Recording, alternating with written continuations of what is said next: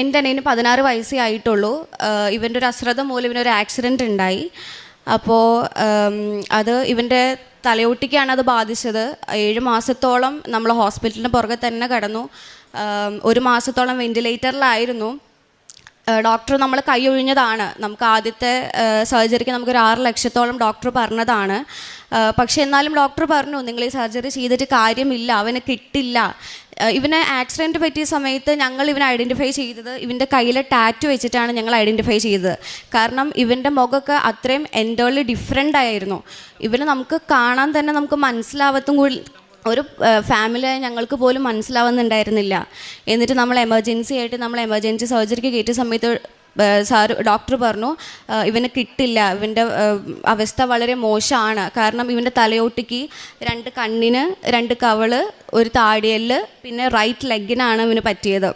അപ്പോൾ സാറ് പറഞ്ഞു, നിങ്ങൾ ഇത്രയും പൈസ ചിലവാക്കി നിങ്ങൾ സർജറി ചെയ്തിട്ട് കാര്യമില്ല എന്ന്. അപ്പോഴാണ് നമ്മൾക്ക് നമ്മുടെ വീടിൻ്റെ അടുത്തുള്ളൊരു ആൻറ്റി നമ്മുടെ കൃപാസന മാതാവിൻ്റെ അത്ഭുത പ്രവർത്തനങ്ങളെ പറ്റി നമുക്ക് പറഞ്ഞു തന്നത്. അപ്പോൾ ഞാൻ ഒന്നുകൂടി പറയുകയാണ്, മാതാവിൻ്റെ അത്ഭുതം കൊണ്ട് മാത്രമാണ് ബെഡ് റിഡനായി കിടന്ന എൻ്റെ അനിയൻ ഈ ഒരു നിലയിലെത്തിയത്. അപ്പോൾ മാതാവിനോട് എനിക്കും എൻ്റെ കുടുംബത്തിനും തീരാത്ത നന്ദിയുണ്ട്. അതിപ്പോൾ എങ്ങനെ നമ്മൾ എത്ര പറഞ്ഞാലും അത് നന്ദി തീരൂല.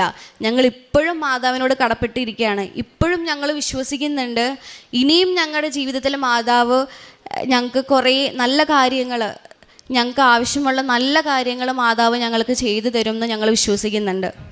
ഹലോ, എൻ്റെ പേര് ജോണൽ വില്യം. എന്നെ കിട്ടൂല എന്ന് പറഞ്ഞ ഡോക്ടർ. അപ്പം എൻ്റെ അമ്മയാണ് എന്നെ രക്ഷിച്ചത്.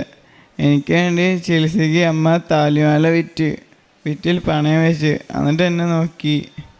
എന്നിട്ട് എൻ്റെ സ്കൂളിൽ നിന്നൊക്കെ പിരിച്ചിട്ടാണ് എന്നെ നോക്കിയത്. അങ്ങനെയാണ് ഞാനിപ്പോൾ രക്ഷപ്പെട്ടത്.